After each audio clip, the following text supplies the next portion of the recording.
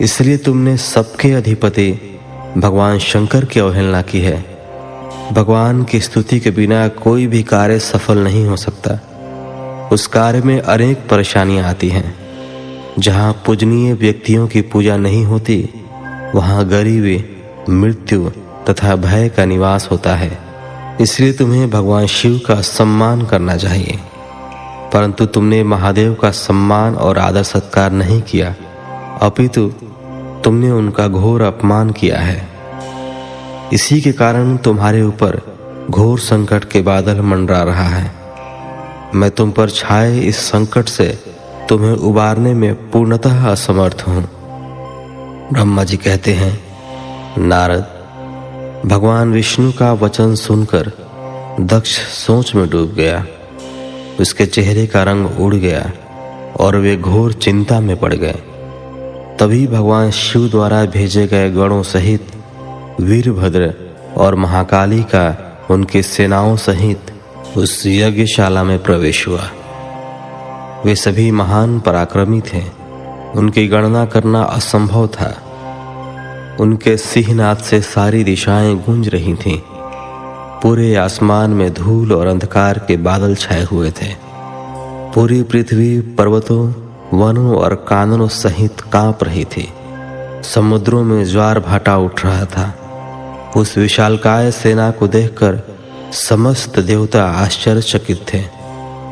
उन्हें देखकर दक्ष अपनी पत्नी के साथ भगवान विष्णु के चरणों में गिर पड़े और बोले, हे प्रजापालक विष्णु, आपके बल से ही मैंने इस विशाल यज्ञ का आयोजन किया था। प्रभु, आप कर्मों के साक्षी तथा यज्ञों के प्रतिपालक हैं। आप ही धर्म के रक्षक हैं। अतः प्रभु श्री हरि, आप ही यज्ञ को विनाश से बचा सकते हैं। इस प्रकार दक्ष की विनतीपूर्ण बातों को सुनकर श्री हरि उन्हें समझाते हुए बोले, दक्ष, निश्चय ही मुझे इस यज्ञ की रक्षा करनी चाहिए, परंतु देवताओं के क्षेत्र नैमिषारण्य की उस घटना का स्मरण करो। इस यज्ञ के आयोजन में क्या तुम उस घटना को भूल गए हो? यहाँ इस यज्ञशाला की और तुम्हारी रक्षा करने में कोई भी देवता समर्थ नहीं है। इस समय जब महादेव जी के गण और उनके सेनापति वीरभद्र तुम्हें भगवान शिव का अपमान करने का दंड देने आए हैं, उस समय कोई मूर्ख ही तुम्हारी सहायता को आगे आ सकता है। दक्ष, केवल कर्म ही समर्थ नहीं होता, अपितु कर्म को करने में जिसके सहयोग की आवश्यकता होती है, उसका भी उतना ही महत्व है। भगवान शिव ही कर्मों के कल्याण की शक्ति देते हैं। जो शांत मन से भक्ति पूर्वक उनकी पूजा अर्चना करता है, महादेव जी उसे तत्काल ही उस कर्म का फल देते हैं। जो मनुष्य ईश्वर के अस्तित्व को नहीं मानते, वे नरक के भागी होते हैं। दक्ष, यह वीरभद्र शंकर के गणों का ऐसा सेनापति है जो शिवजी के शत्रु का तुरंत नाश कर देता है। शिवजी की आज्ञा का उल्लंघन करके मैं तुम्हारे यज्ञ में आया हूँ, जिसका दुष्परिणाम मुझे भी भोगना पड़ेगा। अब इस विनाश को रोकने की शक्ति मेरे पास नहीं है। यदि हम यहाँ से भागकर स्वर्ग, पाताल और पृथ्वी कहीं भी छिप जाएं, तो भी वीरभद्र के शस्त्र हमें ढूंढ लेंगे। शिवजी के सभी गण बहुत शक्तिशाली हैं। विष्णु जी यह कह ही रहे थे कि वीरभद्र अपनी अजय सेना के साथ यज्ञ मंडप में आ पहुंचा। 36वां अध्याय, श्री हरि और वीरभद्र का युद्ध। ब्रह्मा जी कहते हैं, नारद, जब शिवजी की आज्ञा पाकर वीरभद्र की विशाल सेना ने यज्ञशाला में प्रवेश किया, तो वहां उपस्थित सभी देवता अपने प्राणों की रक्षा के लिए शिवगणों से युद्ध करने लगे। परंतु शिवगणों की वीरता और पराक्रम के आगे उनकी एक न चली। सारे देवता पराजित होकर वहां से भागने लगे। तब इंद्र आदि लोकपाल युद्ध के लिए आगे आए। उन्होंने गुरुदेव बृहस्पति जी को नमस्कार कर उनसे विजय के विषय में पूछा। उन्होंने कहा, हे गुरुदेव बृहस्पति, हम यह जानना चाहते हैं कि हमारी विजय कैसे होगी। उनकी यह बात सुनकर बृहस्पति जी बोले, हे इंद्र, समस्त कर्मों का फल देने वाले तो ईश्वर हैं। सभी को अपनी करनी का फल अवश्य भुगतना पड़ता है। जो ईश्वर के अस्तित्व को जानकर और समझकर उनकी शरण में आकर अच्छे कर्म करता है, उसी को उसके सत्कर्मों का फल मिलता है। परंतु जो ईश्वर की आज्ञा के विरुद्ध कार्य करता है, वह ईश्वर द्रोही कहलाता है और उसे किसी भी अच्छे फल की प्राप्ति नहीं होती। उन परम पुण्य भगवान शिव के स्वरूप को जानना अत्यंत कठिन है। वे सिर्फ अपने भक्तों के ही अधीन हैं, इसलिए उन्हें भक्त वत्सल भी कहा जाता है।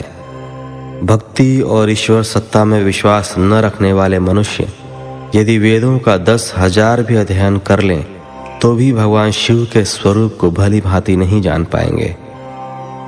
भगवान शिव के शांत, निर्विकार एवं उत्तम दृष्टि से ध्यान करने एवं उनकी उपासना करने से ही शिव तत्व की प्राप्ति होती है।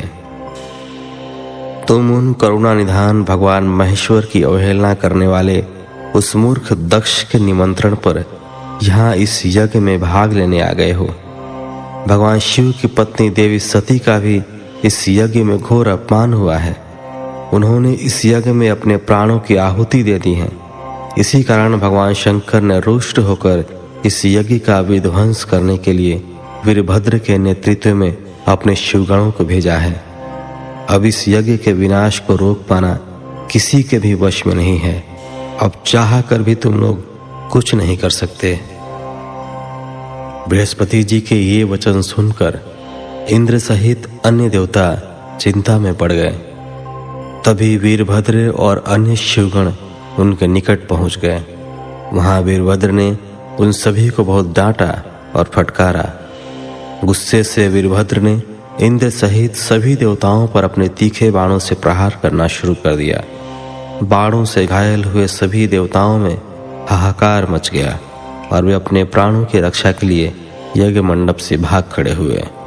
यह देखकर वहां उपस्थित सभी ऋषि मुनि भयभीत होकर श्रीहरि के सम्मुख प्राण रक्षा के लिए प्रार्थना करने लगे।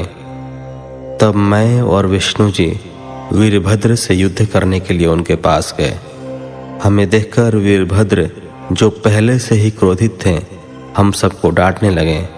उनके कठोर वचनों को सुनकर विष्णु जी मुस्कुराते हुए बोले, हे शिव भक्त वीरभद्र, मैं भी भगवान शिव का ही भक्त हूँ।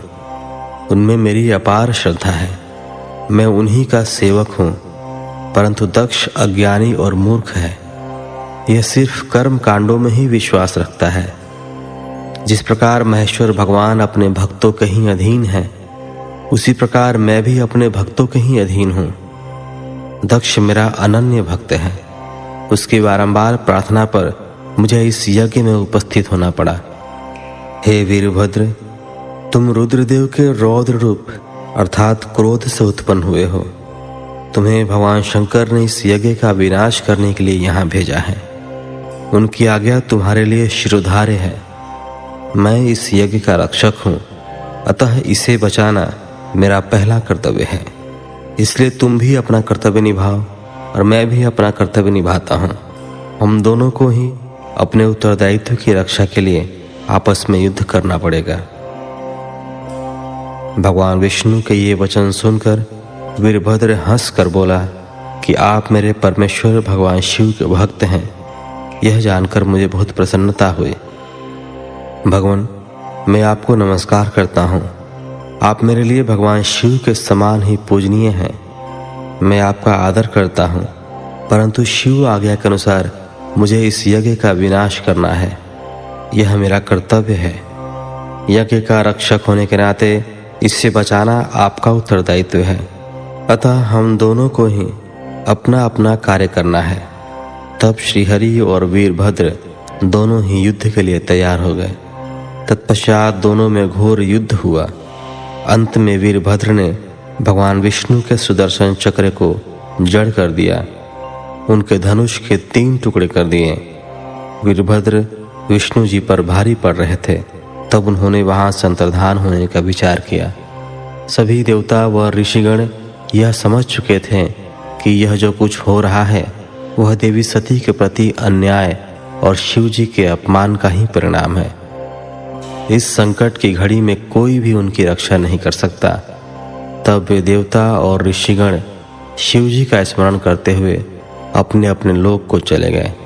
मैं भी दुखी मन से अपने सत्य लोक को चला आया।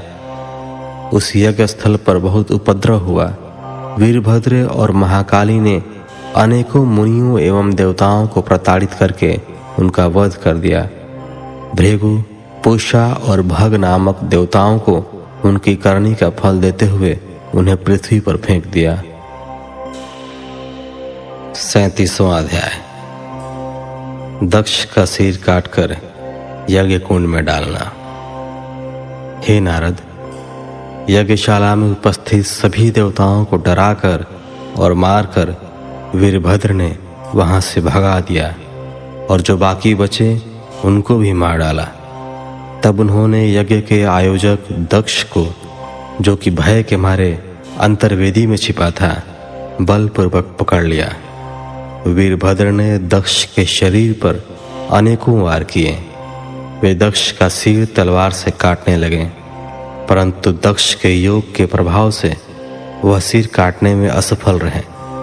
वीरभद्र ने दक्ष की छाती पर पैर रखकर दोनों हाथों से उसकी गर्दन मरोड़कर तोड़ दी। तत्पश्चात दक्ष के सिर को वीरभद्र ने अग्निकुंड में डाल दिया। उस महान यज्ञ का संपूर्ण विनाश करने के उपरांत वीरभद्र और सभी गण जीत की खुशी के साथ कैलाश पर्वत पर चले गए और शिवजी को अपनी विजय की सूचना दी। इस समाचार को पाकर महादेव जी बहुत प्रसन्न हुए। 38वां अध्याय। दधीचि छू विवाद। सूत जी कहते हैं, हे महर्षियों, ब्रह्मा जी के द्वारा कही हुई कथा को सुनकर नारद जी आश्चर्यचकित हो गए तथा उन्होंने ब्रह्मा जी से पूछा कि भगवान विष्णु शिव जी को छोड़कर अन्य देवताओं के साथ दक्ष के यज्ञ में क्यों चले गए? क्या वे अद्भुत पराक्रम वाले भगवान शिव को नहीं जानते थे? क्यों श्रीहरि ने रुद्रगणों के साथ युद्ध किया? कृपया कर मेरे अंदर उठने वाले इन प्रश्नों के उत्तर देकर मेरी शंकाओं का समाधान कीजिए। ब्रह्मा जी ने नारद जी के प्रश्नों के उत्तर देते हुए कहा, हे मुनिश्रेष्ठ नारद, पूर्व काल में राजा छू की सहायता करने वाले श्री हरि को दधीचि मुनि ने शाप दे दिया था, इसलिए वे भूल गए और दक्ष के यज्ञ में चले गए। प्राचीन काल में दधीचि मुनि महातेजस्वी राजा छू के मित्र थे, परंतु बाद में उन दोनों के बीच बहुत विवाद खड़ा हो गया। विवाद का कारण मुनि दधीचि का 4 वर्णों ब्राह्मण, क्षत्रिय, वैश्य और शूद्र में ब्राह्मणों को श्रेष्ठ बताना था, परंतु राजा शुभ, जो कि धन वैभव के अभिमान में डूबे हुए थे, इस बात से पूर्णतः असहमत थे। शुभ सभी वर्णों में राजा को ही श्रेष्ठ मानते थे। राजा को सर्वश्रेष्ठ और सर्ववेदमय माना जाता है, यह श्रुति भी कहती है, इसलिए ब्राह्मण से ज्यादा राजा श्रेष्ठ है। हे दधीचि, आप मेरे लिए आदरणीय हैं। राजा शुभ के कथन को सुनकर दधीचि को क्रोध आ गया। उन्होंने इसे अपना अपमान समझा और शुभ के सिर पर मुक्के का प्रहार कर दिया। दधीचि के इस व्यवहार से मद में चूर छू को और अधिक क्रोध आ गया। उन्होंने वज्र से दधीचि पर प्रहार कर दिया। वज्र से घायल हुए दधीचि मुनि ने पृथ्वी पर गिरते हुए योगी शुक्राचार्य का स्मरण किया। शुक्राचार्य ने तुरंत आकर दधीचि मुनि के शरीर को पूर्ववत कर दिया। शुक्राचार्य ने दधीचि से कहा कि मैं तुम्हें महामृत्युंजय का मंत्र प्रदान करता हूँ। त्र्यंबकम यजामहे, अर्थात हम तीनों लोकों के पिता भगवान शिव, जो सूर्य, सोम और अग्नि तीनों मंडलों के पिता हैं, सत्व, रज और तम आदि तीनों गुणों के महेश्वर हैं, जो आत्म तत्व, विद्या तत्व और शिव तत्व, पृथ्वी, जल व तेज सभी के स्रोत हैं, जो ब्रह्मा, विष्णु और शिव तीनों आधारभूत देवताओं के भी ईश्वर महादेव हैं, उनकी आराधना करते हैं। सुगंधिम पुष्टिवर्धनम, अर्थात जिस प्रकार फूलों में खुशबू होती है, उसी प्रकार भगवान शिव भूतों में, गुणों में, सभी कार्यों में, इंद्रियों में, अन्य देवताओं में और अपने प्रिय गणों में सारभूत आत्मा के रूप में समाये हैं। उनकी सुगंध से ही सबकी ख्याति एवं प्रसिद्धि है। पुष्टिवर्धनम, अर्थात वे भगवान शिव ही प्रकृति का पोषण करते हैं। वे ही ब्रह्मा, विष्णु, मुनियों एवं सभी देवताओं का पोषण करते हैं। उर्वारुकमिव बंधनान मृत्युर्मोक्षी यमामृतात्, अर्थात जिस प्रकार खरबूजा पक जाने पर लता से टूटकर अलग हो जाता है, उसी प्रकार मैं भी मृत्यु रूपी बंधन से मुक्त होकर मोक्ष को प्राप्त करूं। हे रुद्रदेव, आपका स्वरूप अमृत के समान है। जो पुण्य कर्म, तपस्या, स्वाध्याय, योग और ध्यान से उनकी आराधना करता है, उससे नया जीवन प्राप्त होता है। भगवान शिव अपने भक्त को मृत्यु के बंधनों से मुक्त कर देते हैं और उसे मोक्ष प्रदान करते हैं। जैसे उर्वारुक अर्थात ककड़ी को उसकी बेल अपने बंधन में बांधे रखती है और पक जाने पर स्वयं ही उसे बंधन मुक्त कर देती है। यह महामृत्युंजय मंत्र संजीवनी मंत्र है। तुम नियम पूर्वक भगवान शिव का स्मरण करके इस मंत्र का जाप करो। इस मंत्र से अभिमंत्रित जल को पियो। इस मंत्र का जाप करने से मृत्यु का भय नहीं रहता। इसके विधिवत पूजन करने से भगवान शिव प्रसन्न होते हैं। वे सभी कार्यों की सिद्धि करते हैं तथा सभी बंधनों से मुक्त कर मोक्ष प्रदान करते हैं। ब्रह्मा जी बोले, नारद, दधीची मुनि को इस प्रकार उपदेश देकर शुक्राचार्य अपने निवास पर चले गए। उनकी बातों का दधीची मुनि पर बड़ा प्रभाव पड़ा और वे भगवान शिव का स्मरण कर उन्हें प्रसन्न करने के लिए तपस्या करने वन में चले गए। वन में उन्होंने प्रेम पूर्वक भगवान शिव का चिंतन करते हुए उनकी तपस्या आरंभ कर दी। दीर्घ काल तक वे महामृत्युंजय मंत्र का जाप करते रहे। उनकी इस निस्वार्थ भक्ति से भक्तवत्सल भगवान शिव प्रसन्न होकर उनके सामने प्रकट हो गए। दधीची ने दोनों हाथ जोड़कर शिव जी को प्रणाम किया। उन्होंने महादेव जी की बहुत स्तुति की। शिव ने कहा, मुनिश्रेष्ठ दधीची, मैं तुम्हारी इस उत्तम आराधना से बहुत प्रसन्न हुआ हूँ। तुम वर मांगो, मैं तुम्हें मनोवांछित वस्तु प्रदान करूँगा। यह सुनकर दधीची हाथ जोड़े नतमस्तक होकर कहने लगे, हे देवादिदेव, करुणानिधान महादेव जी, अगर आप मुझ पर प्रसन्न हैं तो कृपा कर मुझे 3 वर प्रदान करें। पहला यह कि मेरी अस्थियां वज्र के समान हो जाएं। दूसरा, कोई मेरा वध न कर सके, अर्थात मैं हमेशा अवध्य रहूं। और तीसरा कि मैं हमेशा अदीन रहूं, कभी दीन न हूं। शिव जी ने तथास्तु कहकर 3 वर दधीची को प्रदान कर दिए। तीनों मनचाहे वरदान मिल जाने पर दधीची मुनि बहुत प्रसन्न थे। वे आनंद मग्न होकर राजा छू के स्थान की ओर चल दिए। वहां पहुंचकर दधीची ने छू के सिर पर लात मारी। छू विष्णु जी का परम भक्त था। राजा होने के कारण वह भी अहंकारी था। उसने क्रोधित हो तुरंत दधीची पर वज्र से प्रहार कर दिया, परंतु छूप के प्रहार से दधीची मुनि का बाल भी बांका नहीं हुआ। यह सब महादेव जी के वरदान से ही हुआ था। यह देखकर छूप को बड़ा आश्चर्य हुआ।